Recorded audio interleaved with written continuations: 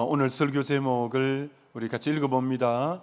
은혜를 알면 감사합니다. 우리나라 교회는 1년에 두 번의 감사절기를 지키죠. 1년에 반년을 지나고 난 뒤에 7월 첫 주에 맥주 감사주일이라고 하죠. 그래서 반년 동안 베풀어 주신 하나님의 은혜를 기억하고 감사하는 절기이고요. 그리고 1년이 지나서 11월에 또 한 해의 하나님의 은혜를 되짚어 보며 감사하는 추수감사주일이 있습니다. 오늘은 바로 이 맥주감사주일, 은혜를 알면 감사합니다라는 제목으로 말씀을 전곡하고자 합니다. 오늘 본문 시편 103편 2절에 내 영혼아 여호와를 송축하며 그의 모든 은택을 잊지 말지어다. 은택을 세 번역에는 은혜를 잊지 말지어다. 여러분, 우리는 육신이 있고 영혼이 있는데 더 본질적인 부분은 영혼입니다. 그래서 자기 그 본질적인 영혼에게 말합니다. 내 영혼아 여호와를 송축하며 그의 모든 은혜를 잊지 말지어다. 이렇게 말씀하는 거죠. 은혜를 잊는 순간 감사를 잊어버리게 되고, 감사를 잊어버린 그 자리에 교만이 올라가게 되어져 있습니다. 그래서 감사는 누가 하냐면은 은혜를 기억하는 사람이 감사를 하게 되어 있는 겁니다. 누가복음 17장에 10명의 나병 환자가 길가에서 예수님을 만나서 너희 몸을 제사장에게 보이라. 그래서 제사장에게 보이러 가다가 10명의 나병이 깨끗하게 치유함을 받았습니다. 그런데 놀랍게 10명이 은혜를 받았는데도 단 한 명만 와서 사마리아 사람만이 주님에게 감사를 돌렸다는 겁니다. 그럼 여러분, 9명과 감사한 한 사람의 차이가 뭐냐면은 은혜는 똑같이 입었는데 9명은 은혜를 잊어버렸고 한 명은 은혜를 기억함으로 감사하게 되어졌다는 것입니다. 여러분, 감사는 많이 받아야 감사하는 게 아닙니다. 은혜를 받은 은혜를 기억하는 사람이라야 감사하게 되어 있다, 이렇게 말하는 거죠.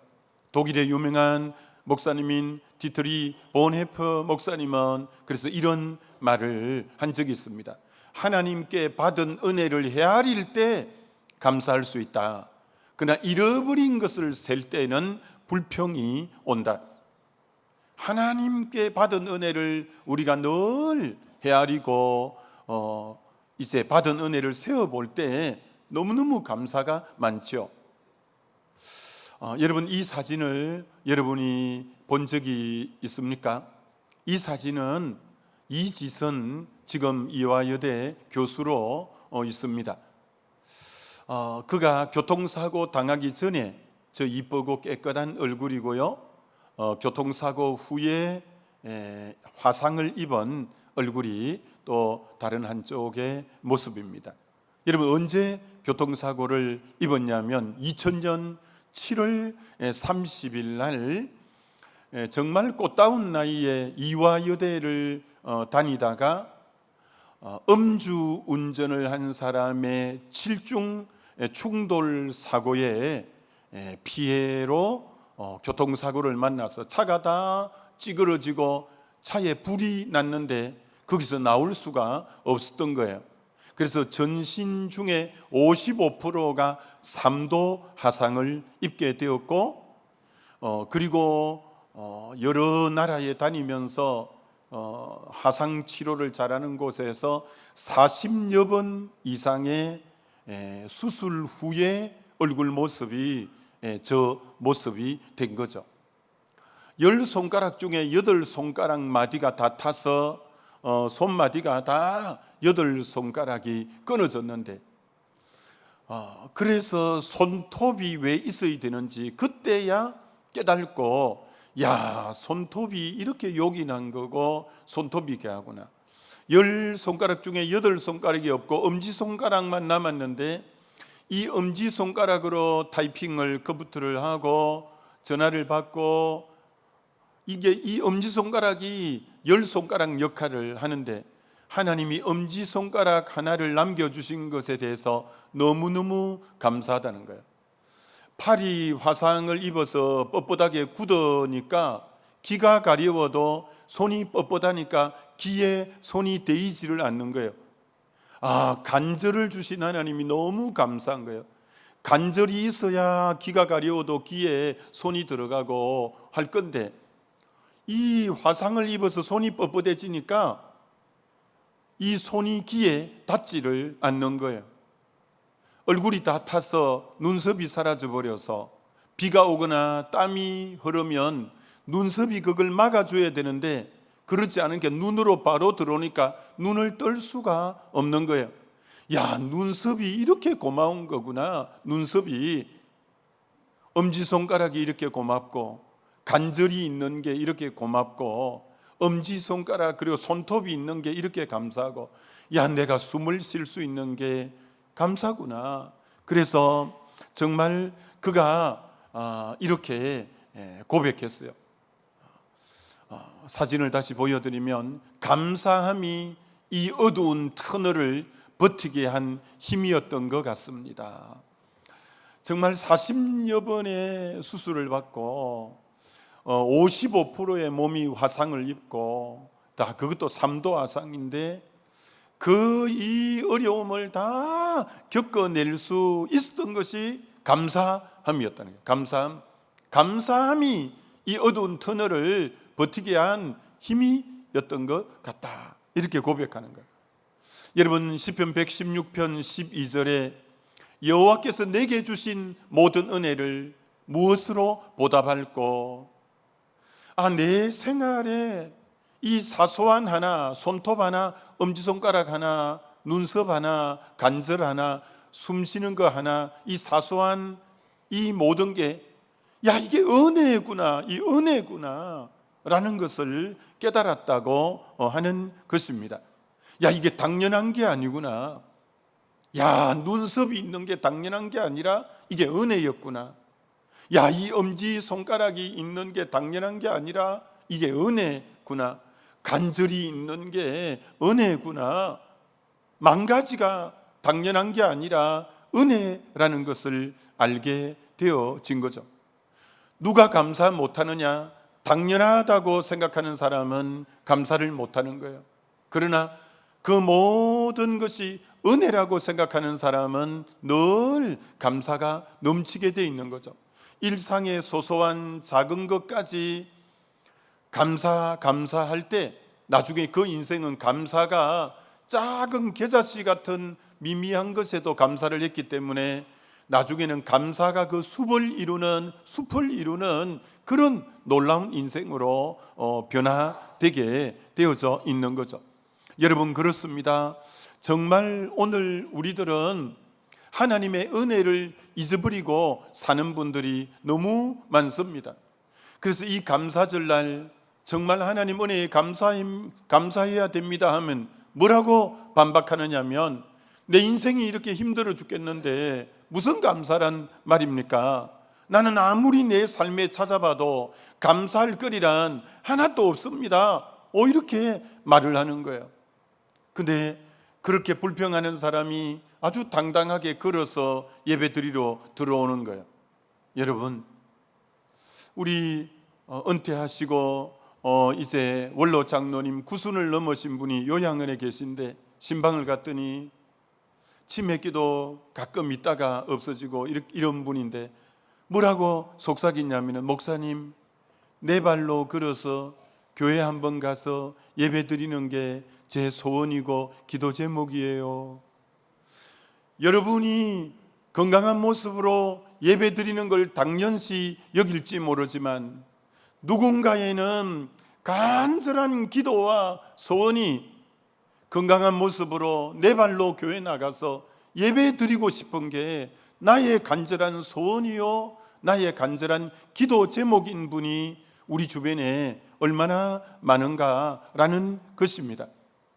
오늘 우리는 너무나 이런 것을 다 당연하게 생각하고 정말 하나님의 은혜라고 생각을 못하니까 감사를 하지 않는 경우가 얼마나 많은 거예요.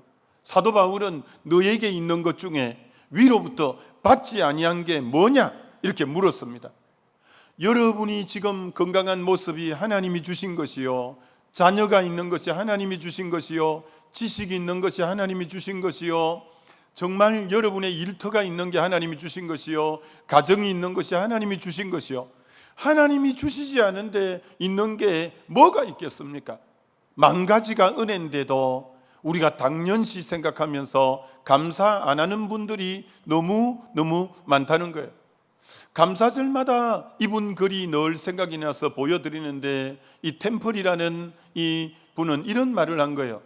미래의 축복을 위해 기도하는 것보다 지금까지의 은혜를 감사하는 것이 영적 생활에 더욱 큰 진보를 가져다 준다. 내일 잘 되게 해달라는 기도보다 지금까지 베푼 은혜를 기억하면서 아이고 이것도 감사합니다, 이것도 감사합니다, 이것도 감사합니다, 지금까지 받은 은혜를 감사하는 자에게 그 다음 또 미래를 열어주시지, 받은 은혜에 감사는 못하고 또 미래를 열어달라고 축복해달라고만 기도하면 응답이 잘 안 되는 거예요. 수년 전 감사절에도 한번 말씀을 전했는데 이번에도 말씀 준비할 때 그분 책이 떠올라서, 이 김봉남 전도사님이라고 세브란스 재활병원에 27년간 그 중증 재활 환자를 섬긴, 그래서 정말 그 재활 환자들에게는 영적 어머니로 통하는 너무 훌륭한 분이 계십니다. 이분은 총신대학원을 졸업할 때도 이제 수석으로 졸업을 하신 분이고, 남편도 목사님인데 참 남편이 목회를 하시다가 암으로 세상을 떠나게 돼요. 그래서 암병동에서 남편을 수발하다가 그 재활하는 중증 환자들을 보면서 너무 고통스러워하는 걸 보면서 남편이 세상을 떠나자 하나님 앞에 결심하고 결단하는 거예요. 하나님, 내 남은 생애 동안은 이 중증 재활 환자들을 섬기는 일을 하겠습니다 했는데, 무려 몇 년을 섬겼냐? 27년을 섬기신 너무 귀한 분이에요. 그분 간증에 이런 간증이 나와요. 사고로 인해서 이 양쪽 손목이 다 잘려져 나간 분이 재활 치료를 받고 있는데, 그분에게 대화를 하는데 그 앞에 청소하시는 아주머니가 앞에 손을 가지고 이렇게 청소를 하고 있는 거예요. 이분이 나도 저분처럼 손을 가지고 빗자루를 썰고 걸레질을 하는 손이 있다면 더 바랄 게 없겠다고. 야, 손이 없는 두 분이 손 가지고 청소하는 아주머니를 그렇게 부러워하면서 나에게 이 두 손만 한번 있어 봤으면 더 바랄 게 없겠다고 그렇게 부러워하는 거예요. 조금 있다가 전기 감전 사고로 두 팔이 잘려진 환자가 재활 치료를 받고 있는데, 그 손이 잘려나간 그분을 그렇게 부러워하면서 저분이사 의족을 끼고라도 자기 손으로 뭔가 움직일 수 있는데 나는 손 어깨까지 다 잘려서 팔 자체가 떨어져 나가 버렸기 때문에 음식도 나는 먹을 수가 없어서 아내가 음식을 먹여줘야 먹고, 더 불편한 것은 화장실에 가도 아내가 바지를 벗겨줘야 이제 볼일을 보고, 볼일을 다 보고도 손이 없으니까 뭘 누를 수가 없으니까 뒤처리도 아내가 해줘야 되고, 또 바깥에 볼일이 있어 한번 나갈 때는 아내와 같이 갈 때 남자 화장실에 들어가면 아내가 남자 화장실에 같이 들어와야 되니까 사람들이 다 이상한 눈으로 바라보고 있고, 그러다 보니 바깥 외출을 안 하게 되어졌다는 거예요. 근데 그 재활병원에 있다 보니까 두 다리가 잘려진 사람이 재활 치료를 받고 있으면서 저 팔 없는 사람을 그렇게 부러워하고 있더래요. 저 사람은 팔이 없어도 다리가 있으니 가고 싶은 데 가고 돌아다닐 수 있지 않냐. 다리가 있으니까. 다리가 못생기면 어떻냐, 다리가 쩔뚝거리면 어떻냐, 무릎이 아프고 쑤시면 어떻냐, 다리가 걸어 다닐 수 있는 다리만 있다면 얼마나 좋겠냐고 그렇게 다리 잘린 사람은 양팔 잘린 사람을 그렇게 부러워하고 있더래요. 근데 조금 있다가 하반신 마비가 된 사람이 다리 잘린 사람을 그렇게 부러워하고 있더래요.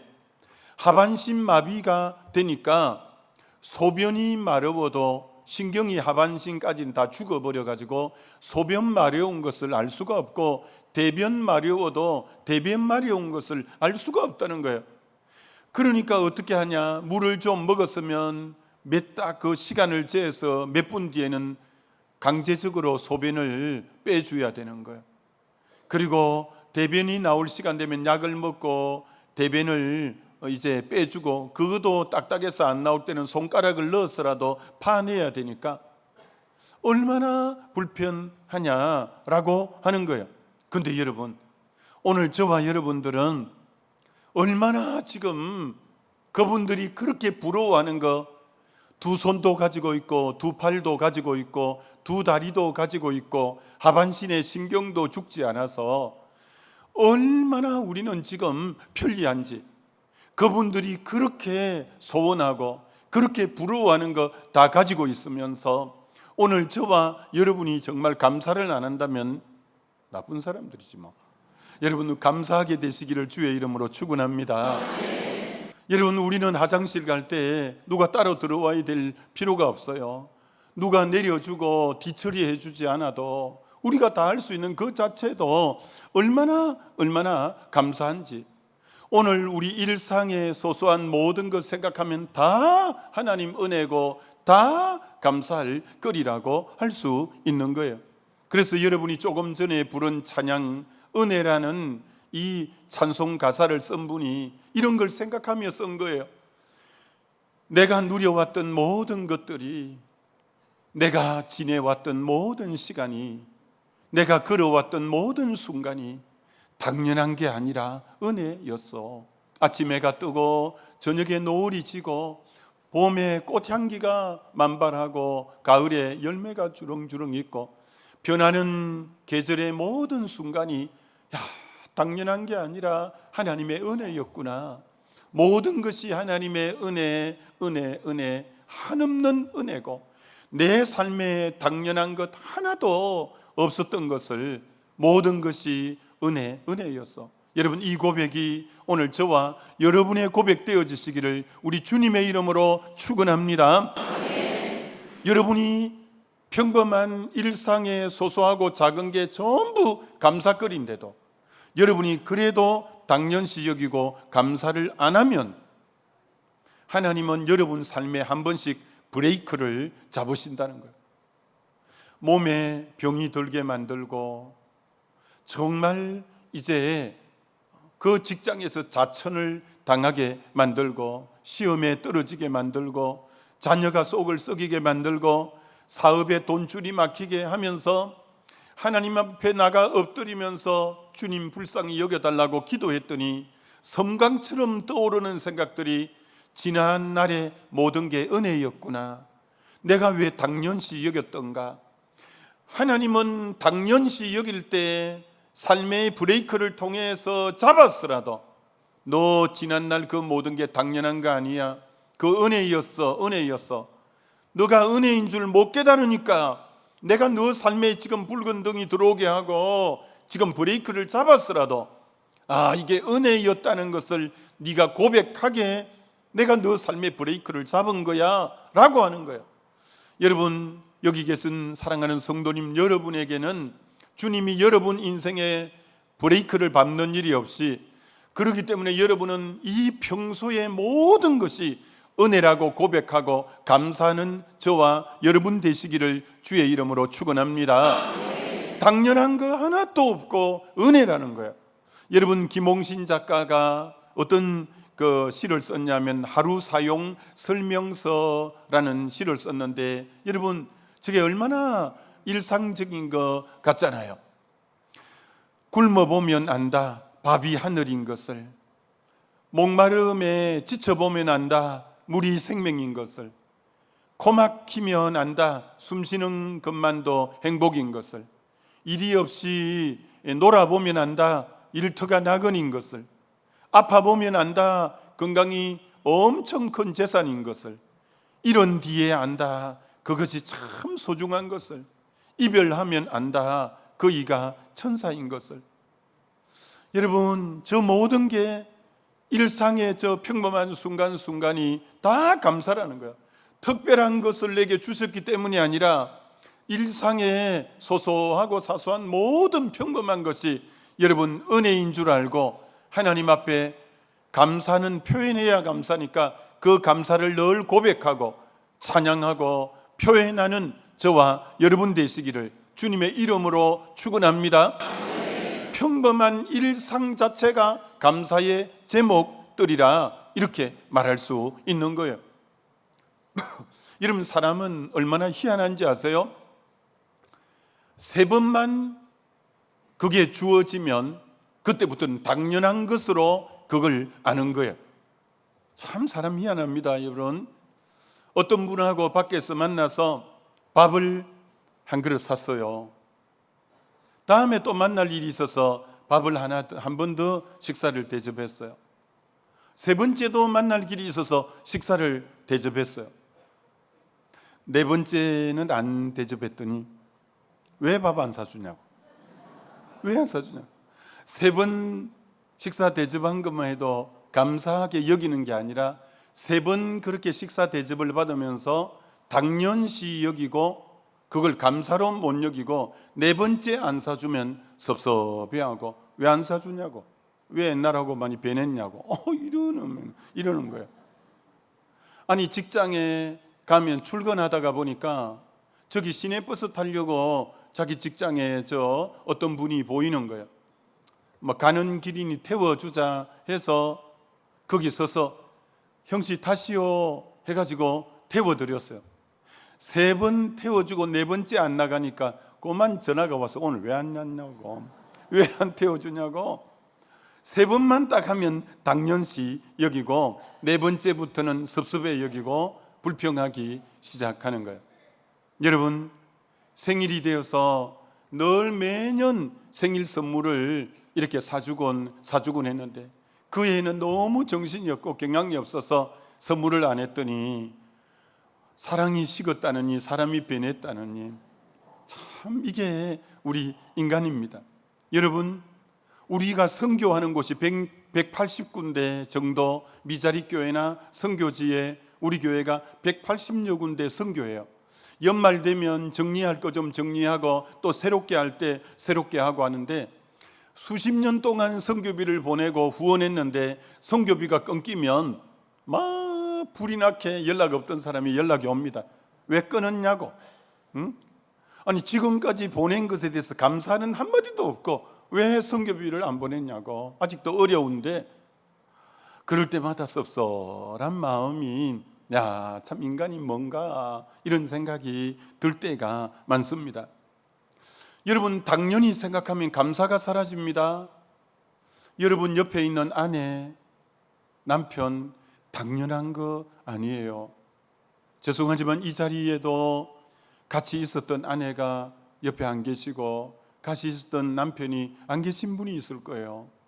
여러분, 그 신달자시의 나는 마흔의 생애 걸음마를 배웠다 그 책에 남편이 너무 무뚝뚝하고 그래서 남편에게 여보 밖에 비가 와요. 아침 일어나서 그렇게 하면 장만갑에 딱 이렇게 반응한대요.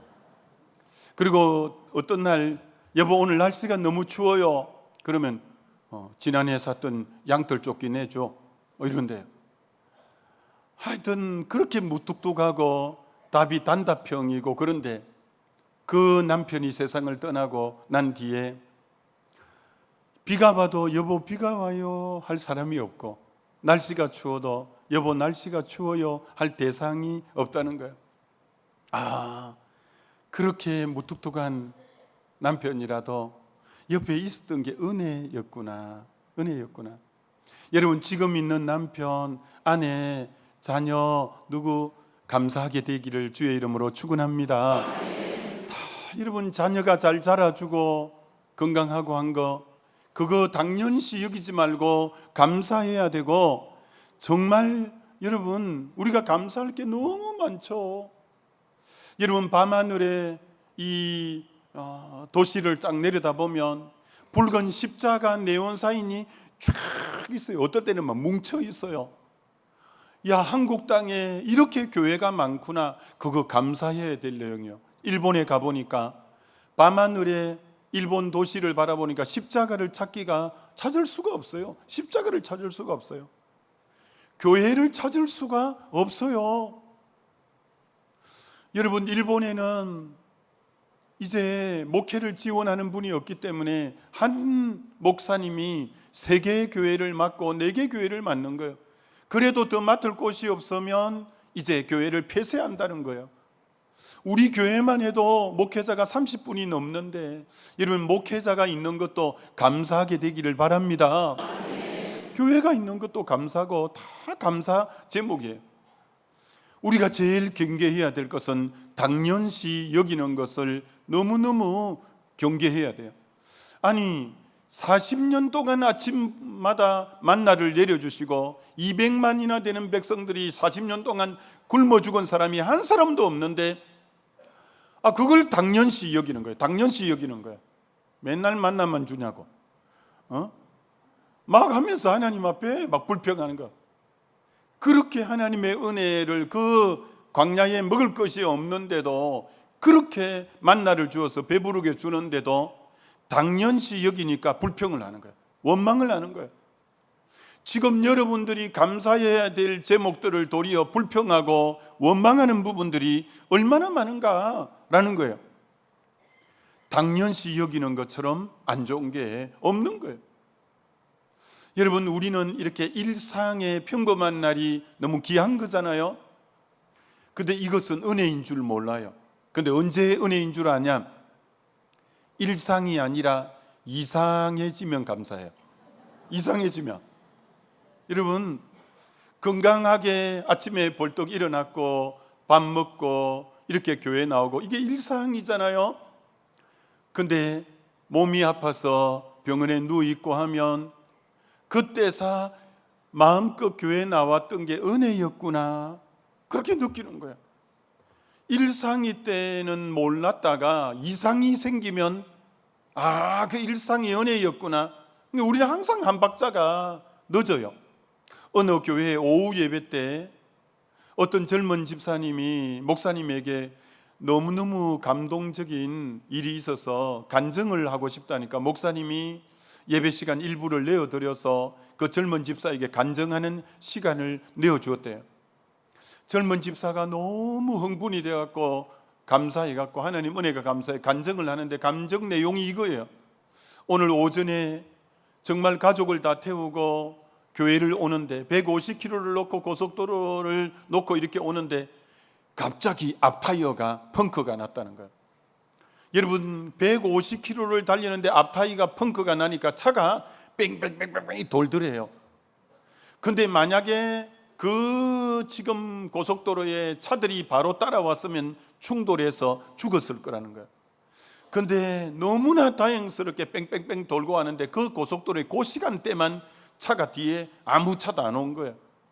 그리고 수십 바퀴를 돌더니 난간에 딱 걸려서 차만 폐차시키면 되되 가족은 머리카락 하나 상하지 않고 건강해서 하나님의 은혜가 너무 감사하다고 간증을 한 거예요.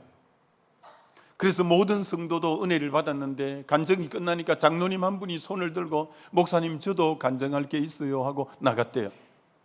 그러니까 장로님도 간증을 한번 해보시죠.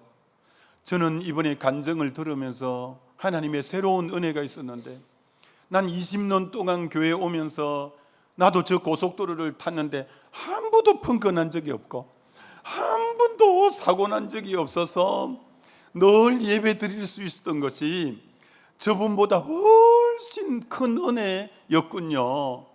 저 사고가 나서 죽을 뻔했다가 살아난 것보다 나는 한 번도 가슴도 떨린 적이 없고 이런 것이, 여러분, 이처럼 우리가 일상이 훨씬 더 큰 은혜인데 기다리는 거라, 이상 올 때까지. 여러분, 그러지 말고 평범한 일상을 감사하게 되시기를 주님의 이름으로 축원합니다. 평범한 일상이 얼마나 감사한가. 여러분, 언더우드의 기도 가운데 나는 행복한 사람이라는 기도가 이 기도입니다. 그럴 수만 있다면 더 큰 복을 바라지 않겠습니다. 누군가 지금 그렇게 기도를 합니다. 설 수만 있다면 더 큰 복을 바라지 않겠습니다. 누군가 지금 그렇게 기도합니다. 들을 수만 있다면 더 큰 복을 바라지 않겠습니다. 누군가 지금 그렇게 기도합니다. 말할 수만 있다면 더 큰 복을 바라지 않겠습니다. 누군가 지금 그렇게 기도합니다. 정말 볼 수만 있다면, 또 살 수만 있다면 더 큰 복을 바라지 않겠습니다. 누군가 지금 그렇게 기도합니다. 근데 놀랍게도 누군가의 간절한 소원을 우리는 다 이루고 지금 살고 있다는 거예요. 걸을 수도 있죠, 살 수도 있죠, 설 수도 있죠, 들을 수도 있죠, 말할 수도 있죠, 볼 수도 있죠, 지금 살 수도 있죠. 누군가가 그렇게 애타는 간절한 기도 제목, 누군가의 간절한 소원은 누군가에게는 일어나기를 바라는 그 기적이 우리에게는 그대로 그 기적 같은 일들을 누리고 살고 있는 우리이기에, 우리의 평범한 일상이 누군가에게는 기적이었는 우리 삶은 알고 보니까 기적 덩어리로 뭉쳐진 복된 삶을 살고 있는데 어찌 감사하지 않을 수 있겠냐는 거예요. 다시 한번 축원합니다. 일상의 이 평범한 것이 알고 보니 기적 덩어리가 모여져 있는 것임을 알고 늘 범사에 감사가 넘치는 인생이 되어지시기를 주님의 이름으로 축원합니다. 이번 정부에도 뭐 대머리에 관심이 많은 것 같은데, 발모하고 뭐 여기 관심이 많은 모양인데, 여러분 머리카락 하나 심으면 5,000원, 어떤 데는 뭐 2만 원 이렇게 한대요. 근데 우리 몸에 머리카락이 10만 가락 정도 있대요. 그래서 어떤 분에게는 이 머리카락을 다 이식하면 5억에서 많게는 20억까지 된대요. 여러분 지금 머리에 20억 달고 다니는 거. 그러면서도 이 감사도 안 하고 뭐 몇 개 뭐 떨어져도 뭐 아무렇지도 않고, 우리가 지금 얼마나 감사거리가 많은데도 뭐 몰라. 이게 지금 20억 달고 다니는 것도 몰라서 막 몇 개 또 뭐 떨어져도 뭐 알았다고 하고. 여러분 정말 왜 범사에 감사하라 했는지 이해가 되잖아요. 다시 한번 축원합니다. 범사에 감사하며 살게 되시기를 주의 이름으로 축원합니다. 여러분 1950년 우리나라는 그때가 6.25 때잖아요. 그때 영국 런던에는 아침 예배 시간이 되면 사람들이 거리를 왔다 갔다 뛰어다닌 사람들이 많았대요. 왜 그러냐면 그때 한참 영국이 부흥할 때라서 이 예배당에 예배 드리러 갔는데 너무 사람들이 꽉 차서 더 이상 들어갈 수가 없는 거예요. 그러니까 예배를 못 드리니까 다른 데 가서 예배 드리려고 다른 교회에 쫓아간다고 갔는데 그 교회도 꽉 차서 예배 드릴 수가 없고 또 나와서 또 더 다른 데로 가는 거예요. 여러 사람들이 주일 아침마다 일어나는 광경이, 그 거리를 쫓아다니는 사람은 예배 드릴 공간이 다 꽉꽉 차서 다른 데 또 공간이 있을까 해서 지금 찾아다니는 중이라는 거예요. 그런데 반세기도 가기 전에 정말 그 영국의 예배당은 그렇게 많은 사람들은 자취를 감추고 텅 비어버린 예배당이 되었고, 이제는 그 예배당에 예배드릴 사람이 없어서 백화점으로, 무슬림 사원으로, 술집으로 팔리게 되는 이 현실이라는 거예요. 그래서 어떤 한 신문 기자가 왜 이런 일이 일어난 이유가 뭔가, 그래서 인터뷰를 하기 시작했다는 거예요. 그래서 여러 신학자, 목회자들, 사회학자, 철학자를 만나 인터뷰를 하는데, 여러 사람의 인터뷰를 하는데 가장 이 기자의 가슴에 남아있는 인터뷰는 어떤 인터뷰냐면 90이 넘은 신학자가 이렇게 된 이유를 말하더라는 거예요. 우리가 하나님의 은혜를 너무나 당연하게 생각했던 것 같습니다. 당연한 것이 아니라 하나님의 은혜인 줄 알았다면 우리가 하나님께 보여야 될 반응은 감사였는데, 우리는 그때 이게 은혜인 줄 모르고 당연하게 여겨서 하나님께 감사하지 않았습니다. 그 결과 이게 이렇게 하나님 은혜고 축복이었는데 감사하지 않으므로 이렇게 황폐하게 되어버린 결과가 오게 되었습니다. 이러더라는 거예요. 저는 이 말씀을 준비하면서 우리 교회를 생각해 봤어요. 여러분, 지금이 은혜의 때인 줄 여러분이 아세요? 1부부터 제가 5부까지 설교를 할 때마다 이 예배당에 사람들이 계속 모여들어 꽉꽉꽉 차게 돼요.